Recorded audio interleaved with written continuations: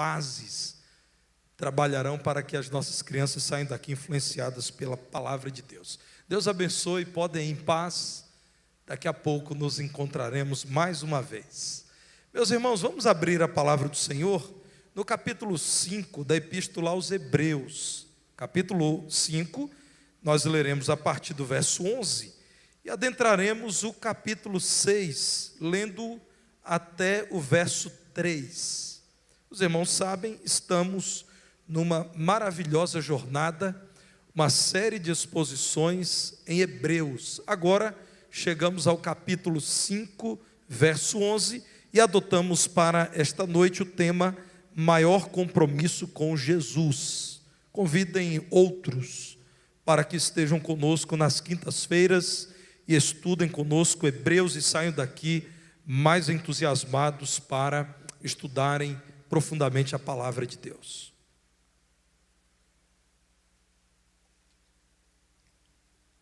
Diz assim: a esse respeito temos muitas coisas que dizer e difíceis de explicar, porquanto vos tendes tornado tardios em ouvir.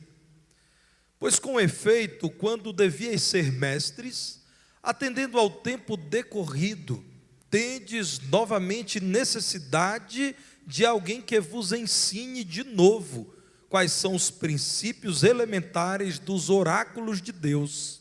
Assim, vos tornastes como necessitados de leite e não de alimento sólido. Ora, todo aquele que se alimenta de leite é inexperiente na palavra da justiça, porque é criança.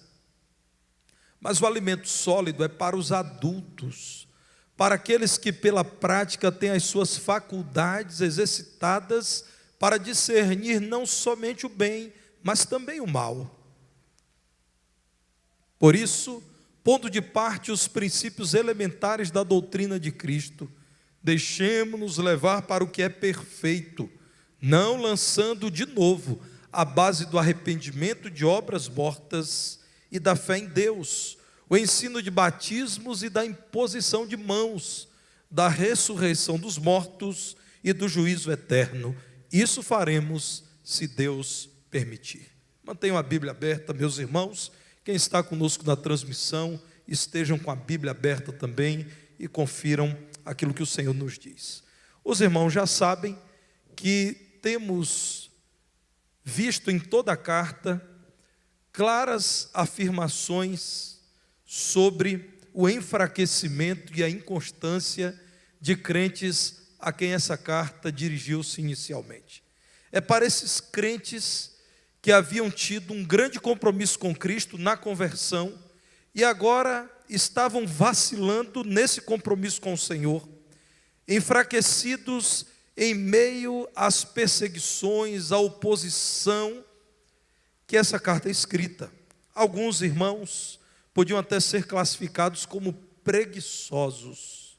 Vejam como o verso 11 diz que havia muito ainda a ser dito aos irmãos a quem essa carta foi dirigida, coisas difíceis de explicar, porque eles estavam sendo lentos, preguiçosos, vagarosos, tardios em ouvir. Por isso, nem sempre era possível dizer tudo e aprofundar-se na doutrina de Cristo.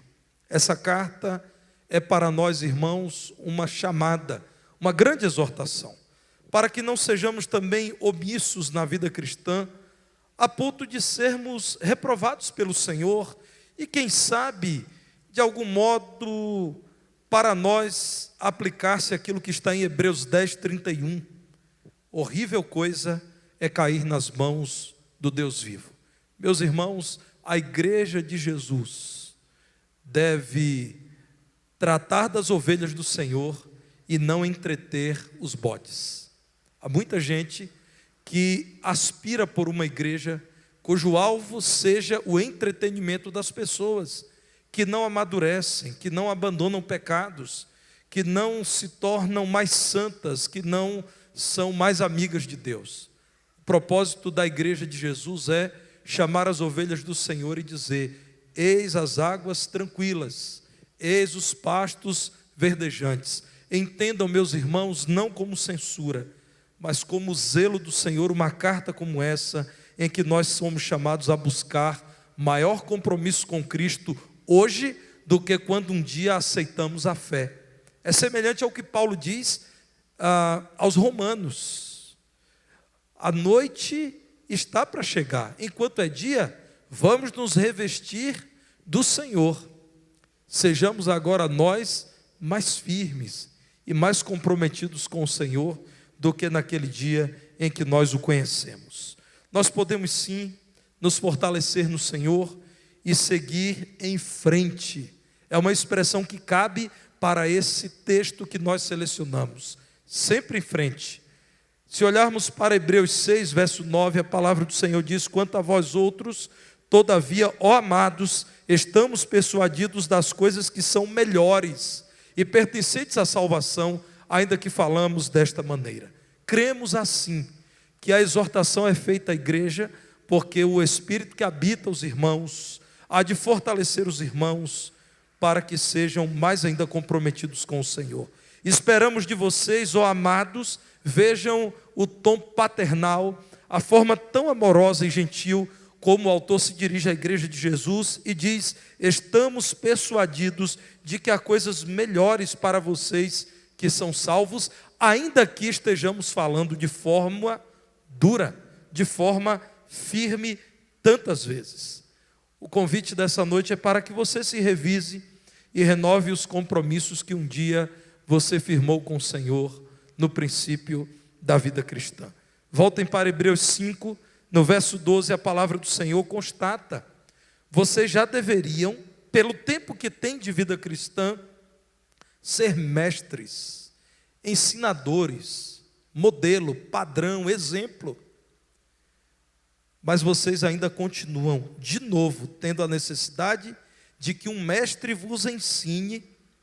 Vocês se comportam como crianças que ainda, por não terem dentes e um sistema digestivo maduro, vocês somente se alimentam de leite e não recebem o alimento sólido. Irmãos, maior compromisso com Deus significa ouvir a voz de Deus pela leitura e meditação das Escrituras com regularidade, alimento sólido, com aprofundamento nas doutrinas, a exemplo daquilo que o autor da carta aos Hebreus já vinha falando acerca do sumo sacerdócio de Cristo, do valor incomparável do sacrifício de Cristo na cruz.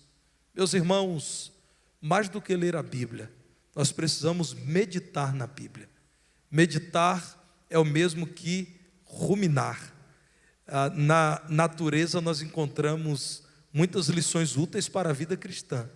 Uma delas é o que o animal faz com o alimento que é ruminado.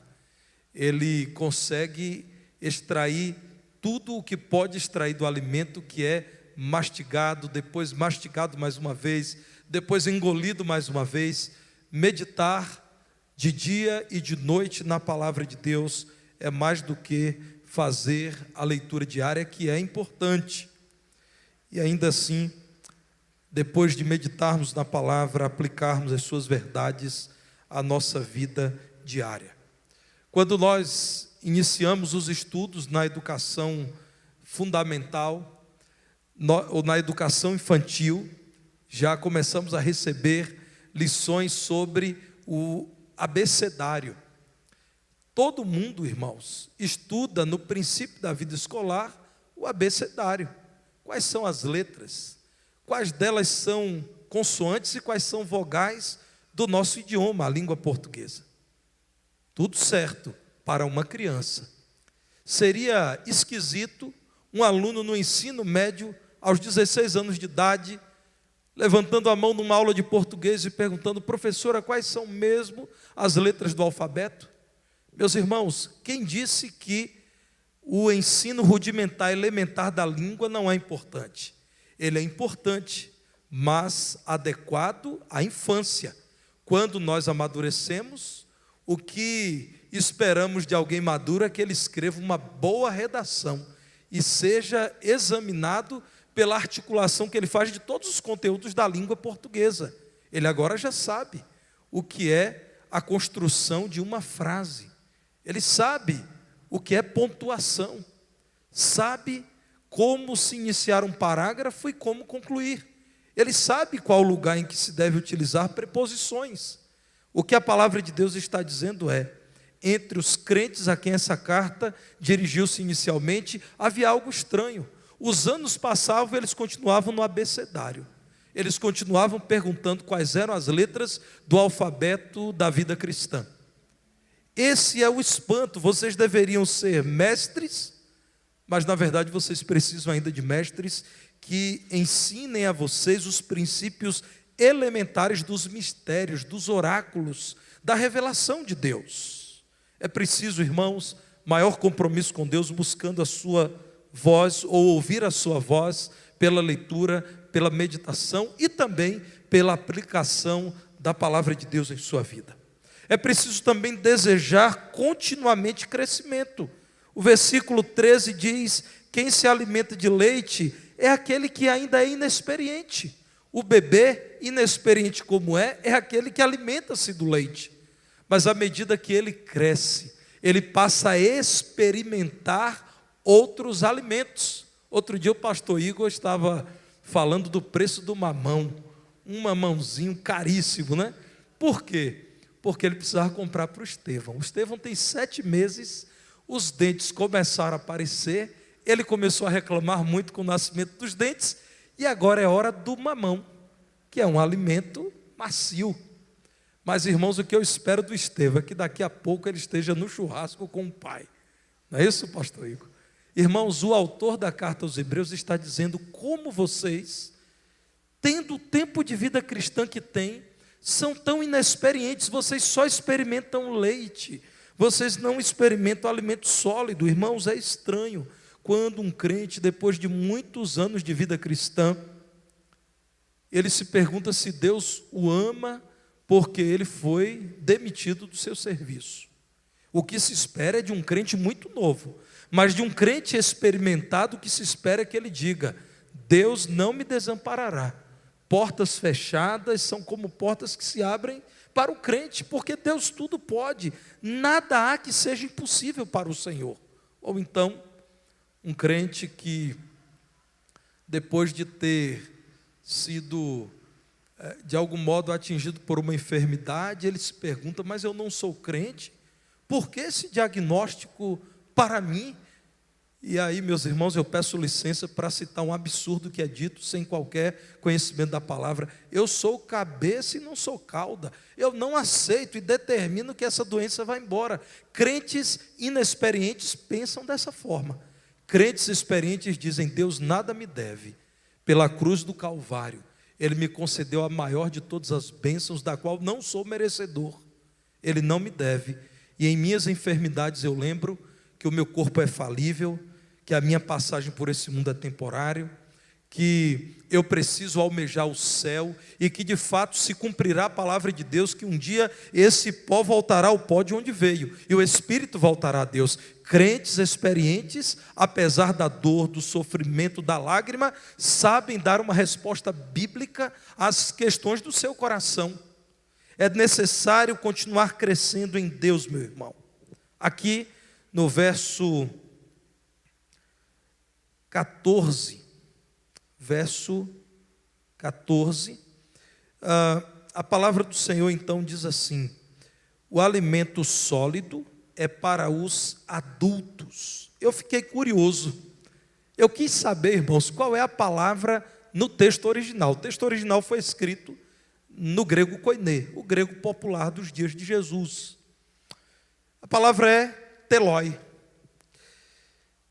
significa maduro.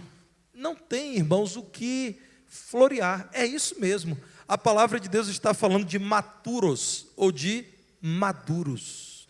É gente que já tem tempo, já tem desenvolvimento, já tem musculatura cristã.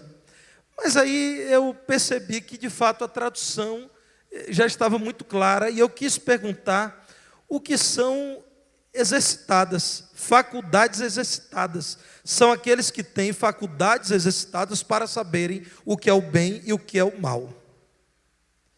E aí eu encontrei a palavra geignasmena.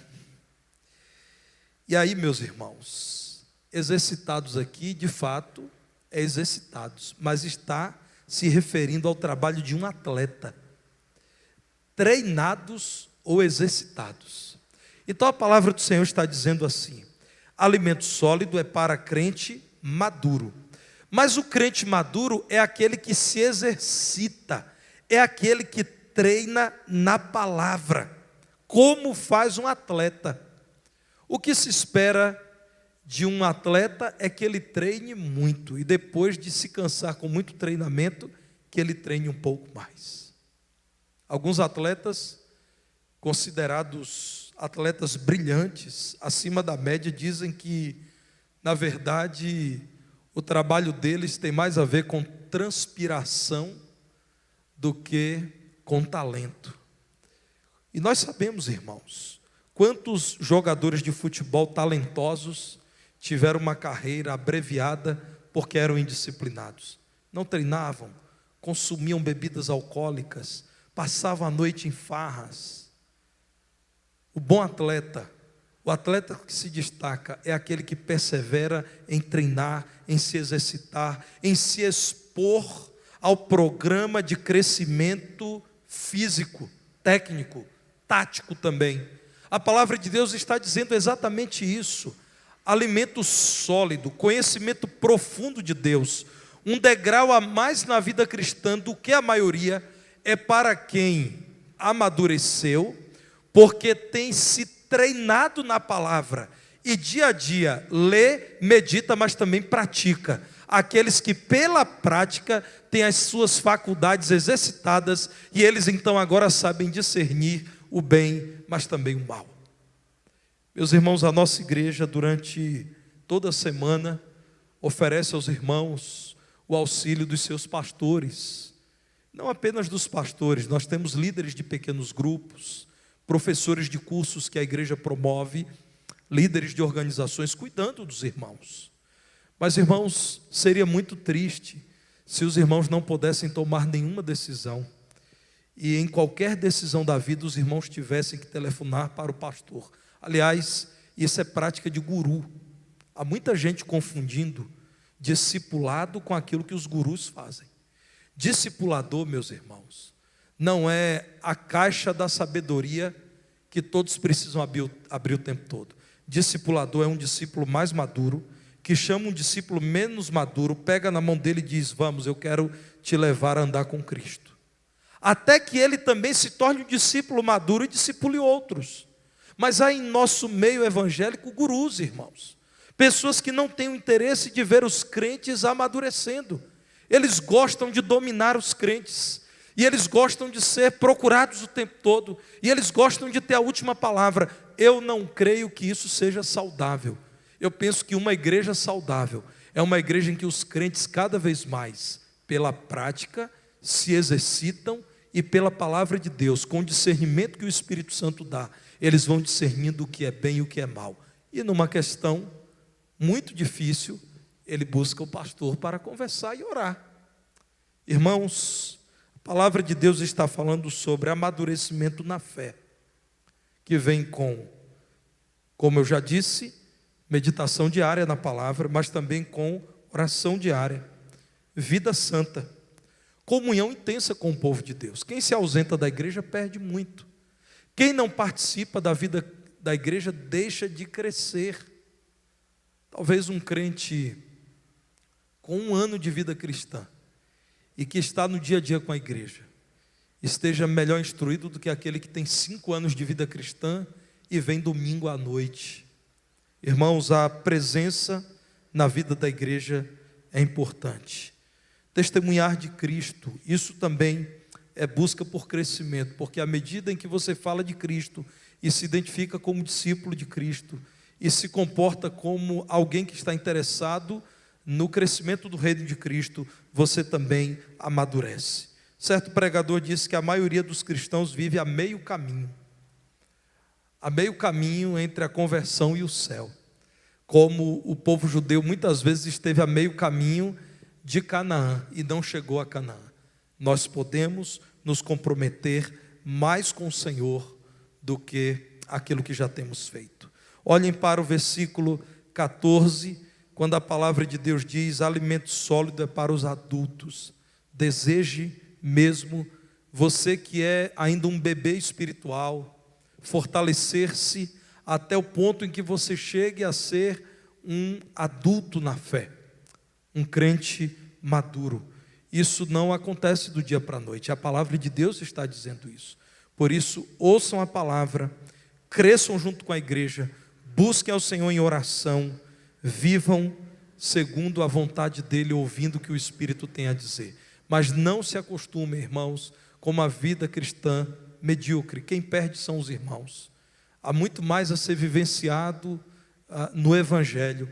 E se você não cresce, você não conhece, você não prova, você não experimenta das maravilhas do Evangelho de Cristo. Creia no cuidado de Deus. Creia que enquanto você cresce, à medida que os problemas surgem, os desafios aparecem, o inimigo te desafia, Deus cuidará de você. A partir do versículo 1, o autor diz: ponham de parte os princípios elementares, passem dessa fase, cresçam e Deus cuidará de vocês. Versículo 3, isso faremos se Deus permitir. É hora de termos um progresso maior do que aquele que temos tido. Irmãos, a palavra do Senhor está citando aqui aquilo que judeus convertidos ao cristianismo já conheciam antes de Cristo, quando eram apenas judeus, que é o público original dessa carta. Vocês continuam falando do arrependimento de obras mortas. O judaísmo reconhecia o valor do batismo de arrependimento, tanto que João Batista, antes de Jesus, praticava aquilo que outros homens tementes a Deus praticavam, e era muito bem aceito publicamente, o batismo de arrependimento. O autor está dizendo: é correto o batismo de arrependimento, mas vocês não passaram dessa fase, vocês ainda vivem em torno dessa discussão, vocês já têm tanto tempo de vida cristã, vocês ainda estão falando da imposição de mãos, assim como no cristianismo. No judaísmo, a imposição de mãos muitas vezes era utilizada principalmente para consagrar vidas, consagrar pessoas ao Senhor. Os irmãos sabem que nós utilizamos imposição de mãos muitas vezes, na bênção apostólica, na apresentação de crianças, na ordenação de novos pastores e por aí vai. Mas o que o autor está dizendo é: vocês continuam falando dos mesmos assuntos, são assuntos que já foram resolvidos. Você já conhece o que é dito sobre arrependimento, batismos, imposição de mãos, ressurreição de mortos e juízo eterno. O judaísmo, apesar de não detalhar, mas também falava da ressurreição dos mortos. Cria sim que o justo veria o Senhor depois de morto. Cria também que um dia os homens estariam diante do Senhor. Mas, irmãos, ficar só nesses temas não é o que se esperava de gente madura. O que se esperava aqui era: quando vocês forem mortos por amor a Cristo, sintam-se honrados. O que se podia esperar desses crentes era: vocês têm o privilégio de trabalhar na expansão do reino de Deus, então enquanto vocês enfrentam os opositores, alegrem-se porque vocês estão semeando Cristo. Vocês são portadores das boas novas. Então aquele que para nós é resumidamente a boa nova, que Jesus, habita vocês. O que se espera de vocês que são crentes há muito tempo é que vocês passem dessas doutrinas da classe Nova Vida. Nós temos aqui na igreja uma classe que trabalha esses temas: arrependimento, batismo, a doutrina da vida após a morte. Mas, irmãos, nós precisamos ter aquela classe, e temos aqui várias, em que nós tratamos de interpretação e exposição da Bíblia. É o que estamos fazendo em algumas classes da igreja, tratando de princípios para a interpretação do texto bíblico com fidelidade. Irmãos, a palavra de Deus diz que devemos crescer crendo que Deus cuidará de nós, dependendo dEle e também nos alegrando na nova vida. Crentes que não cresciam, não estavam preparados para lidar com os desafios da vida, não estavam preparados para dar respostas bíblicas, respostas cristãs aos problemas que apareciam, e eles então não gozavam de toda a maravilha da vida cristã. A vida cristã para eles parecia incompleta, pobre, parecia que não os equipava. Então o texto bíblico diz: vamos em frente, sem olharmos para trás, por tudo que Deus já fez por nós, por tudo que Ele já nos deu, já nos mostrou, sejamos crentes melhores, mais comprometidos com Ele, mais maduros, mais exemplares daqui para frente. Eu preciso mencionar o capítulo 13 de Hebreus, nos versos 20 e 21. Veja a recomendação final àqueles crentes de origem judaica. Ora, o Deus da paz, que tornou a trazer dentre os mortos a Jesus, nosso Senhor, o grande pastor das ovelhas, pelo sangue da eterna aliança, vos aperfeiçoe em todo o bem. Leve vocês ao crescimento, chame vocês ao aperfeiçoamento, equipe vocês. Para quê, irmãos? Para cumprirdes a sua vontade, para que vocês não voltem atrás no compromisso com Deus, antes sejam fiéis ao Senhor e cumpram a vontade do Senhor, operando Deus em vós o que é agradável diante dele, por Jesus Cristo, a quem seja a glória para todos sempre. Amém. Irmãos, o convite da palavra do Senhor, pelo texto, é que tenhamos maior compromisso com o Senhor Jesus do que quando iniciamos a vida cristã. O que o Senhor espera de vocês, individualmente, e dessa igreja como um corpo, é que cada vez mais busquemos ouvir a voz de Deus. Num tempo, meus irmãos, em que nós estamos tão apressados para ler a última mensagem do aplicativo de mensagens, que nós já não temos todo o tempo para ouvir a voz de Deus.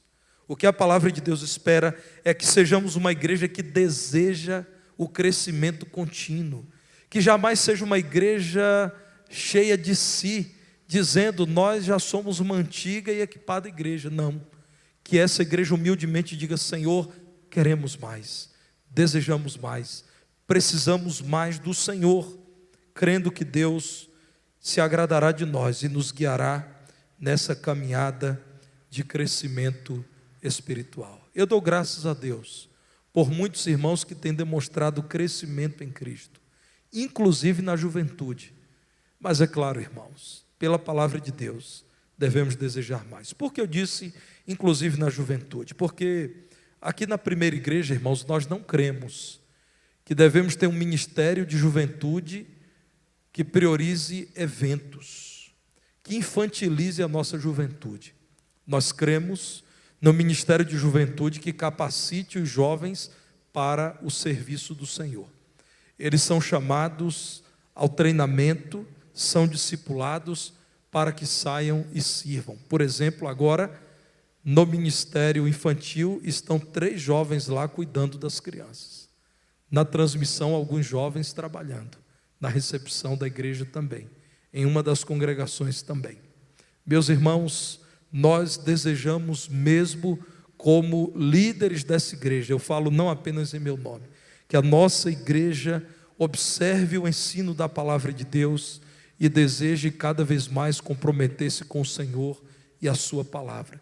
Que nós, irmãos, jamais consideremos que chegamos ao alvo, mas que consideremos que estamos prosseguindo para o alvo, Cristo Jesus em sua glória eterna. Que Deus, pois, nos fortaleça, nos sustente e nos abençoe nessa caminhada de tão grande valor. Quero convidar os irmãos a ficarem em pé para nós cantarmos o hino Cristo Valerá. Oscilando minha